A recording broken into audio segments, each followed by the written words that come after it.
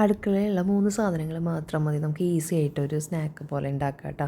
കുട്ടികൾ സ്കൂളിൽ വിട്ട് വരുമ്പോഴത്തേക്ക് അവർക്ക് വിശപ്പൊക്കെ മാറാൻ പാകത്തിനുള്ള ഒരു സാധനമാണ്.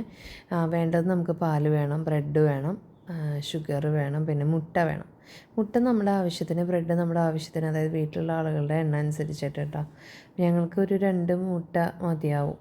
2 3 മുട്ട ഉണ്ടെങ്കിൽ കുഴപ്പമില്ല. 2 മുട്ടയാണ് ഞാനിപ്പോൾ ഇതിൽ ആഡ് ചെയ്തത്. ഒരു ചെറിയൊരു 100 ml 100-150 ml പാലുമാണ് കേട്ടോ ഒഴിച്ചത്.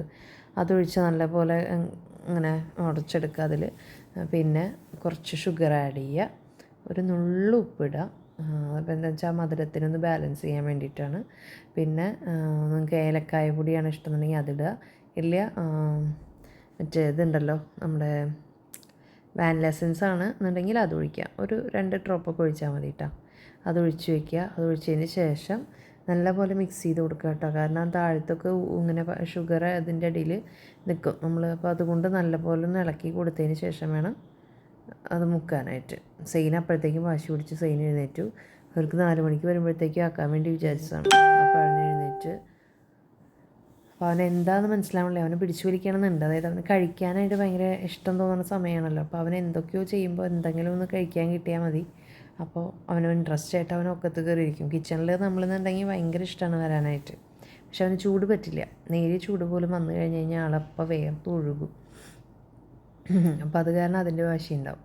അപ്പോൾ ഇപ്പോൾ ഇത് നല്ലപോലെ ബീറ്റ് ചെയ്തെടുക്കുകയാണ് കേട്ടോ. നിങ്ങൾ മിക്സിയിലൊക്കെ ഇട്ട് അടിക്കുകയാണെങ്കിൽ അങ്ങനെ ചെയ്താലും കുഴപ്പമില്ല.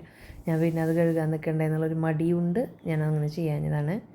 ഇതുപോലെ നല്ലപോലെ ഒന്ന് ബാറ്റർ കറക്റ്റാക്കിയിട്ട് എടുക്കുക കേട്ടോ. അത് കഴിഞ്ഞ് കഴിഞ്ഞാൽ ഈ എന്താ പറയുക, ഈ സാധനങ്ങളൊക്കെയാണ് നമ്മളിതിൽ യൂസ് ചെയ്തത്. നേരിട്ട് അതൊക്കെ അടുപ്പത്ത് വെക്കുക. അത് നോൺ സ്റ്റിക്ക് പാൻ ഒരെണ്ണം ശരിയാക്കുക. ആ നോൺ സ്റ്റിക്ക് പാൻ അടുപ്പത്ത് വെച്ചിട്ട് നല്ല ചൂടായി കഴിയുമ്പോൾ ഈ പാലിൻ്റെ നമ്മളുണ്ടാക്കിയ ബാറ്റർ ഉണ്ടല്ലോ അതിലേക്ക് നമ്മുടെ ബ്രെഡിനെ നല്ലപോലെ ഡിപ്പ് ചെയ്തെടുക്കുക. താഴെയും മുകളിലും ഡിപ്പ് ചെയ്തെടുത്തതിന് ശേഷം അതിലേക്ക് വെച്ച് കൊടുക്കുക. എന്നിട്ട് ഒരു ഭയങ്കര മീഡിയത്തിൽ ഇടണം കേട്ടോ. ഫ്ലെയിം നല്ല കൂട്ടി വയ്ക്കരുത്. അതിൻ്റെ ഉള്ളൊക്കെ ഒന്ന് മൊരിഞ്ഞ് വരണം. അതാണ് അതിൻ്റെ ടേസ്റ്റ്.